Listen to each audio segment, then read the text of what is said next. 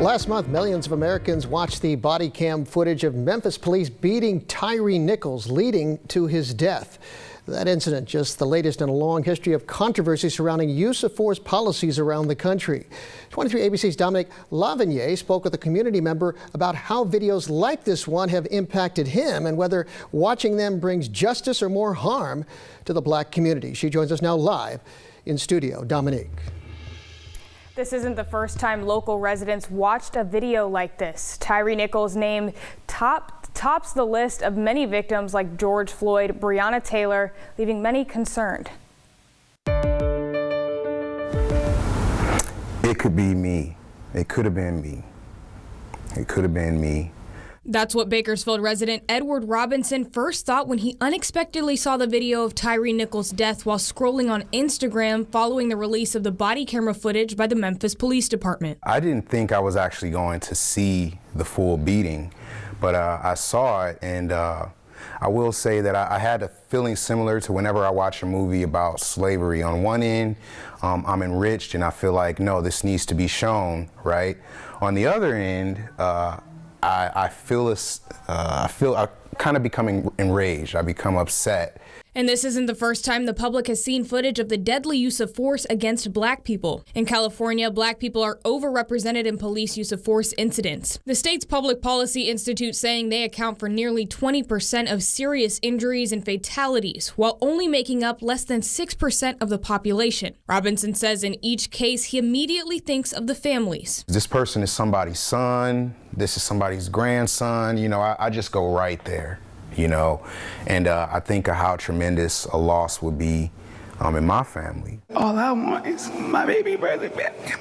These officers got to understand that, you know, that could have been your brother, your little brother. Tyre could have been your little brother. Robinson says he revisits the conversations with his brothers and colleagues to make sure they're okay. But that check-in always ends with what needs to happen next so they don't have to see another video like this again. Mental health expert Lauren Dean says black and brown people must prioritize their mental health, especially after incidents like this. It impacts us because we could see ourselves, right? We could see our family, we could see our history. And Dean says watching these videos can lead some to question their safety, resulting in a physical release of cortisol and adrenaline that can lead to anxiety and depression. And she recommends that viewers engage in activities that increase happiness hormones like walking, journaling, and reading. And if it's needed, getting professional help.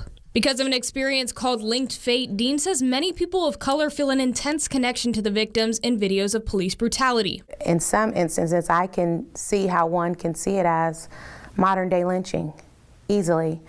Back during slavery times, there were pictures taken of slaves hanging from a tree. There was articles written about slave masters who's lynched husbands, wives. We've seen it.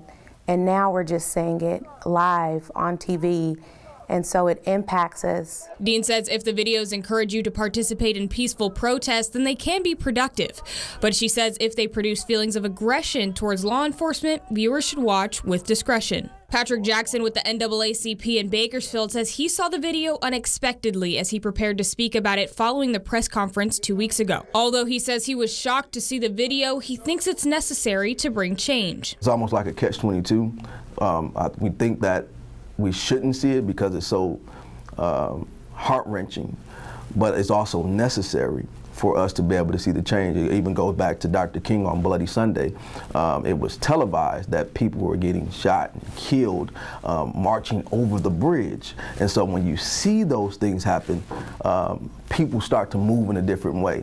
It's not reality if you don't see it. Jackson says these instances of violence against people of color have happened for years, but now the videos provide evidence of these injustices. Jackson says enacting legislation like the George Floyd Act and holding officers accountable will help bring justice to those affected. While Robinson says the public needs to see these videos, he doesn't completely agree. I don't think any single piece of legislation is going to solve it. I think this is a cultural issue. You know, we got to change the culture. We got to have these advisory committees. We got to make ethical considerations and stronger, deliberate efforts to reduce harm. And coming up at 7, we speak with the Vice President of News at EW Scripps to talk about the process our news stations go through when deciding how to air sensitive videos. Live in studio, Dominique LaVigne, 23 ABC News, connecting you.